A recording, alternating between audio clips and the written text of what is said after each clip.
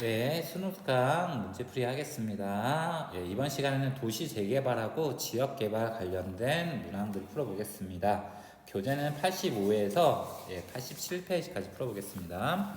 1번 문제는 별표 좀 쳐두세요. 도시 재개발이라고 나올 때 가장 많이 나올 수 있는 방식입니다. 그래서 도시 재개발의 유형에 따라서 전면 재개발, 수복하고 보존 재개발의 차이점을 구분해내라, 이런 문제가 됩니다. 한번 가려봅시다. 어떤 말이냐면, 이에 따라 예산이 투입되어 공폐 정비 노후주택 집수리 재생사업을 추진했다. 집을 수리한대요. 이거는 전면이 아니죠. 완전히 밀었다가 철거했다가 개발하는 게 아니니까 이건 수복이나 보존이 되겠죠. 나는 이렇게 되어 있고, 이 지역 새벽에다 밀수되어 주요 이 지역에 지하 4층, 지상 최고 41층 아파트 10개 동, 그러니까 노후 불량 주택을 완전히 밀어서 아파트로 만드니까 이건 전면이 되겠죠. 전면 재개발이 됩니다. 그러면 자본의 투입 규모는 전면 아파트를 만들어내는 게 수리하는 것보다 많이 들겠죠. 나가 가보다 클 거고, 기존의 건물 활용도는 수리하는 가가 나보다 높겠죠. 그리고 맞는 말이고, 원거주민의 재정착률은 고쳐서 사니까 가 수복이나 보존은 사람이 떠날 필요 없겠죠. 그래서 가가 나보다 높을 거고, 평균 층수는 아파트가 만들어지는 나가 가보다 클 겁니다. 그래서 정답은 4번이 되네요.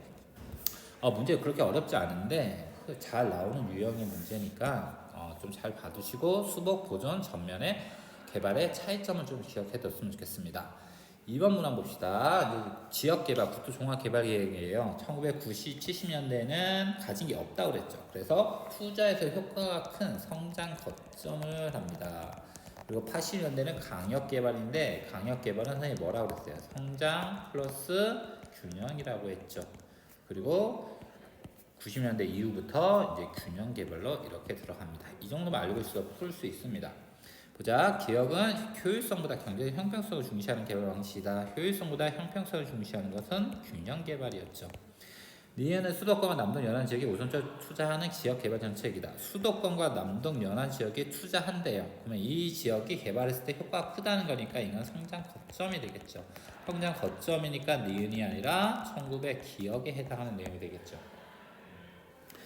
4대강 수전 개발에 대규모 댐이 여러 개 건설되었다. 댐을 건설하는 거는 기반 시설이에요. 전력을 만들어야지 공장을 운영할 수 있을 거 아니에요. 그래서 공업화 초기가 되겠죠. 그래서 역시 이것도 1차인 기역에 해당하는 거고요.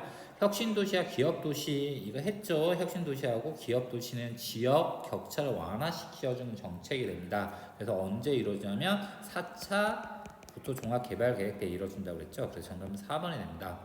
디귿과 니을의 계획의 시행으로 전국에서 수도권을 차지하는 인구 비율은 낮았다. 균형 개발을 했어요. 1990년대 이후부터 우리나라 균형 개발해서 지방을 막 발전시키기 위해서 노력했어요. 하지만 인구의 수도권 집중은 높아졌죠. 증가했죠. 비율이 높아졌죠. 그래서 정답은 4번이 됩니다. 3번 봅시다. 기업 민주 옳지 않은 것은 봅시다. 균형 개발이 이루어졌기 때문입니다. 수도권과 비수도권의 격차가 커진 원인은 균형은 말 그대로 균형, 형평성이죠. 균형 개발이 커진 원인은 균형 개발이 아니라 뭐라고 얘기해야 됩니까? 성장 거점 개발로 얘기해야 됩니다. 그래서 정답은 1번이 되겠네요. 이거 나머지는 여러분들이 읽어보시면 될 것 같고, 4번 문제 봅시다. 혐오시설 자기 지역에 들어오는 걸 반대하는 현상. 이거 님비 현상입니다. 님비 현상. not my yard 뭐 이런 뜻이 됩니다. 그래서 상 지우면 되고, 지역 개발을 이용하는 과정에서 발생하는 경제 수혜 지역과 환경 오염 부담 지역이 일치하지 않는 현상은 이거는 환경 불평등이다. 선생님 수업 안 했던 내용인데, 우리나라 전력을 생산하는 방식, 뒤에서 이제 자원에서 배우겠지만 화력 발전이 주가 됩니다. 그래서 화력 발전소는 충남이 많습니다. 충남에 석탄을 이용한 화력 발전소가 많은데, 그러면 대기 오염 물질 많이 일어나겠죠. 그 충남에서 만들어진 전력은 어디서 주로 소비되냐면 수도권에서 소비가 됩니다. 생산지하고 소비지가 일치하지 않죠. 이렇게 발생하는 걸 환경 불평등이라고 얘기합니다. 그래서 환경 불평등이 되고요. 낙후된 지역의 개발로 활성화된 이후 대규모 자본이 유입되면서 원고지 및 다른 지역으로 빠져나가는 현상, 이거 젠트리피케이션이라고 얘기해요. 여기서 좀 기억했으면 좋겠어요. 그래서 젠트리피케이션은 뭐냐면 내가 만약에 우리 학교 주변에 개발을 했어요. 개발해서 이 지역에 엄청난 상업시설이나 주거단지를 만들었어요. 그래서 분양할 때 분양가가 10억이 아니라 100억으로 분양을 했어요. 그러면 여기에 살고 있던 사람들은 어떻게 될까요? 100억이라는 돈을 지불할 수 없게 되니까 다른 지역으로 이사갈 수밖에 없겠죠. 그래서 거주민이 다른 지역 개발을 통해서 다른 지역으로 이동하게 되는 현상, 이걸 젠트리피케이션이라고 얘기합니다. 그러니까 젠트리피케이션이 됩니다. 그러면 남는 게 뭐가 나냐면 수재개발복, 그러면 수복 재개발이 되겠죠. 그래서 가는 수복 재개발에 대한 설명이 됩니다. 핵심부의 성장으로 주변부가 발전 효과는 파급 효과죠. 파급 효과. 지난 시간에 성장 거점 하면서 성장 거점은 파급 효과를 노렸지만 역류 효과가 더 커서 지역 가치가 커졌다 이렇게 얘기하는 거고요. 성장 가능성이 큰 지역, 이게 거점이죠. 그래서 성장 거점 개발을 설명하는 겁니다. 완전히 철거 개발이겠죠. 철거 재개발이 되겠죠. 전면 재개발이 되고, 주변 지역에서 성장 거점 지역으로 인구 자본, 파급 효과하고 반대되는 거죠. 역류 효과를 얘기하는 거죠. 주저앉채 정답은 5번이 되겠네요. 5번. 수복 재개발은 수의 수복에서 수복이란 말이 수리하고 복구한다 이런 뜻이 되니까 정답은 5번이 됩니다. 네, 쭉 이어서 할게요. 이제 분포인데 가는 혁신도시입니다. 혁신도시 좀 알아두세요. 그래서 이건 공공기관 이전이죠. 나는 기업도시가 됩니다. 기업도시, 기업이 만든 도시가 되고, 그래서 여기는 원주, 여기는 충주, 여기는 태양, 여기는 영암 이렇게 됩니다. 봅시다. 가는 주로 시도에 낙후된 농촌에 조성되었다. 여기 보면 어디에 조성됐냐면 여기 원주, 여기 진천, 여기 대전, 여기 대구 막 이런 데 돼 있죠. 농촌이 아니죠. 지방의 도시들. 다시 말하면 비수도권의 도시들에 형성됐습니다. 나의 각 지역의 수도권에서 이정한 공공기관에 입지한다. 공공기관에 입지한 거는 혁신도시니까 가가 되겠죠. 충북은 가나 모두 동일한 시군에 존재한다. 가나가 동일하게 존재하는 곳은 강원도의 원주입니다. 원주시만 혁신도시와 기업도시에 모두 가지고 있는 곳이 됩니다. 가나 계획에는 모두 공간 불평등 문제를 완화하려는 목적이 담겨져 있다. 기업도시나 혁신도시는 수도권이 가지고 있는 기능들을 지방으로 내려보내서 만들어진 도시들이죠. 그러면 수도권과 지방도시의 격차를 완화시키기 위한 목적이 담긴 거죠. 그래서 정답 4번이 됩니다. 그래서 이거는 제4차 때 이루어진 개발 방식이죠. 그래서 정답은 4번이 됩니다. 이 지도 중요하니까 좀 잘 봐두셨으면 좋겠습니다. 머릿속에 좀 익숙하게 만들었으면 좋겠고, 2번 봅시다. 우리나라 국토종합개발계획입니다. 기반시설 성장을 위한 수도권하고 남동, 동남 해양공업벨트 중심으로 했다. 거점 개발했다. 그래서 이게 1차가 되겠죠. 그리고 서해안 지방도시 육성했다. 이게 3차가 되고요. 그리고 개발과 환경, 그게 환경을 생각하죠. 먹고 살만하니까 환경을 생각하겠죠. 4차가 되겠죠. 가는 시민참여단의 의견을 바탕으로 수립되었다. 시민참여단 주민의 의견을 수립하는 것은 균형개발이죠. 균형개발. 그러면 3차나 4차 때 얘기가 되겠죠. 가주기 시기에는 수도권과 인구의 집중도가 낮아졌다. 1차 성장 고점이니까 수도권을 개발하니까 수도권의 인구 집중도는 높아졌다. 이렇게 얘기해야 되겠죠. 일자리가 많이 생기니까.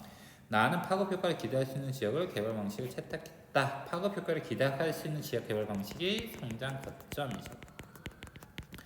다준 시기에 행정 중심 목한 도시가 되어 공공기관 지방이 이루어졌다. 이거 또 나오죠. 공공기관의 지방 이전은 혁신도시죠. 혁신도시는 4차라고 했죠. 그래서 정답은 4번이 됩니다. 행정 중심 복합 도시는 세종시입니다. 세종시. 그래서 세종시가 만들어지고 혁신도시가 만들어진 시기가 4차가 됩니다. 다는 다식의 계열 방식 성장 가능성, 이건 성장 거점이죠. 다가 아니라 가가 되겠네요. 성장 거점이니까 그 정답은 4번이 됩니다.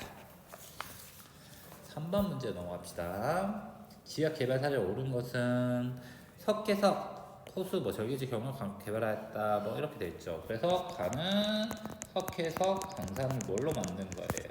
관광지로 만든 사례가 되고요. 두 번째는 도시공원은 원도심의 공동화 현상 개선을 위해 혁신도시를 연결하는 도로 개선하였다. 원도심과 혁신도시가 이동시간 그래서 원도심을 다시 한 거예요? 개발하는 거죠. 그래서 도심 재개발이 됩니다. 자, 가는 주거 복지 현상의 지역 개발. 주거가 아니죠. 이거는 산업 환경이 되겠죠. 관광 산업을 하니까 산업 환경 개발이 될 거고, 나는 원도심의 훼손을 방지하는 목적으로 지역 개발한다. 맞는 말이고, 가는 하향식, 나는 상향식 개발되었다. 봅시다. 둘 다 뭐예요? 여기도 낙후된 지역이고 여기도 낙후된 지역을 개발하잖아요. 낙후된 지역을 개발하는 겁니다. 성장해서 발전할 수 있는 곳이 아니라 낙후된 지역을 개발하는 방식이죠. 그러면 이건 균형 개발에 해당하죠. 그러면 균형 개발은 상향식입니까? 하향식입니까? 상향식이 되겠죠. 둘 다 상향식에 해당합니다. 가나 모두 지역 특성 토대로 지역 개발 수립하였다. 맞죠? 석회석이라는 걸 이용했고 여기는 도심이라는 걸 활용했으니까 그래서 정답은 니은 4번이 되겠습니다. 봅시다. 1차 해석에는 이렇게 되어 있는데 봅시다. 여기는 인구수 보고 합시다. 인구수가 가장 많은 권역은 수도권이죠. 그래서 가는 수도권입니다. 그리고 두 번째로 많은 곳은 영남권입니다. 영남권. 그리고 세 번째는 충청권이 됩니다. 충청권. 이건 순서 좀 알아두시면 좋겠죠. 그래서 총 인구수를 기준으로 했을 때 수도권, 영남권, 충청권, 호남권 이 순서가 되더라. 불러봅시다. 가는 수도권, 나는 충청권이 아니라 영남권, 다는 충청권이 되니까 1번 틀림해야 되고요. 가다 중 1인당 초미세먼지 배출량은 수도권이 가장 많다. 1인당 초미세먼지 배출량 봅시다. 초미세 배출량은 여기가 되겠죠. 이렇게 봅시다. 그러면 1인당이니까 초미세먼지 배출량을 인구수로 나눠주면 되겠죠. 그러면 수도권은 초미세 배출량보다 인구수가 더 많고 충청권이나 호남권은 영남권은 인구수보다 초미세 배출량이 더 많으니까 1인당 초미세 배출량이 수도권이 가장 많다가 아니라 가장 적다 이렇게 얘기해야 됩니다. 가다 중 항사산물 배출량이 가장 높은 건 영남권이다. 항산화물 배출량 봅시다. 여기가 가장 많죠. 영남권이잖아요. 그래서 정답은 3번이 되겠고, 단위 면적당 초50 배출량 영남권이 수도권보다 많다. 단위 면적당 봅시다. 단위 면적당. 그러면 여기에 수도권하고 영남권 단위 면적당, 이거는 면적 크기를 알아야 되는데 면적이 안 주어져 있네요. 영남권이 수도권보다 더 면적이 큽니다. 그래서 단위 면적당 초미세 배출량은 수도권이 더 많습니다. 같은 말이고, 충청권은 초미세먼지 배출량이 1차 하석 에너지 공유량 비율보다 높다. 충청권은 초미세먼지 배출량은 이만큼이고 1차 해석 공유량은 이만큼이니까 1차 해석 에너지 공유량의 비율이 더 높다. 이렇게 돼야 되겠네요. 정답은 3번이 됩니다.